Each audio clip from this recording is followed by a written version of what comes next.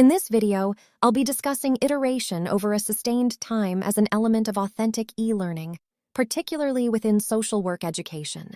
Iteration over a sustained time means that learning does not happen in a single once-off task.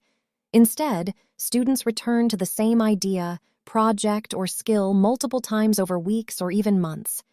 Each time they revisit their work, they revise, refine, deepen, and improve it based on feedback, reflection, and new learning.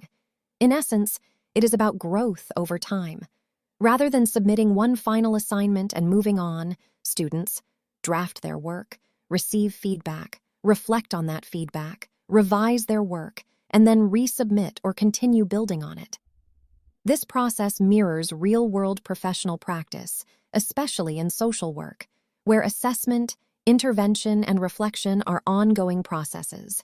In practice, professionals rarely get it perfect the first time. Instead, they assess, adjust, and refine continuously. Iterative learning prepares students for that reality.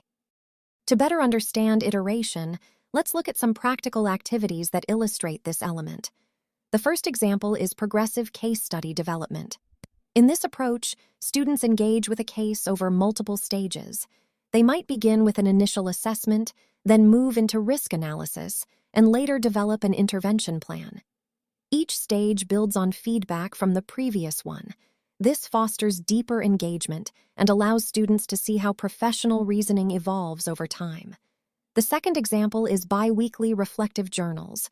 During placements, students submit regular reflections and revisit earlier entries to consider how their thinking has changed. This supports the development of professional identity and critical self-awareness. However, without structured prompts, there is a risk that reflections become superficial.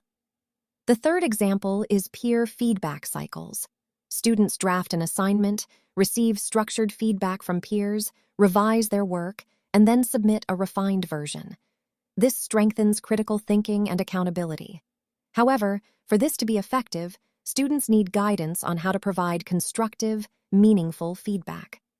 In the South African context, iteration over time is particularly significant. Higher education in South Africa is shaped by inequality, uneven schooling backgrounds, and varied access to resources.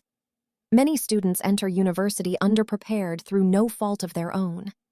When assessment relies on a single high-stakes submission, it can unintentionally disadvantage these students. Iterative tasks create space for building confidence over time, recovering from early mistakes, developing academic literacy gradually, and strengthening professional identity. In social work specifically, iteration reflects real practice. Interventions evolve, client contexts shift, reflection deepens understanding. Learning, like practice, is developmental and relational.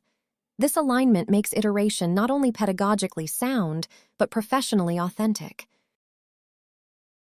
To implement iteration effectively, structure is essential. First, break large assessments into clearly staged submissions so that students understand the progression. Second, make feedback actionable. Instead of vague comments, provide specific guidance such as, revise this section by clarifying your rationale for the intervention. Third, require students to submit a short response to feedback, explaining how they revised their work. This encourages accountability and metacognition. Fourth, use structured reflection prompts to guide deeper thinking rather than surface-level responses. Fifth, build in peer review cycles with clear criteria so that students know what meaningful feedback looks like. Finally, normalize drafting. Emphasize that revision is not a sign of failure, but a core part of professional practice. In doing so, we shift the focus from performance to development.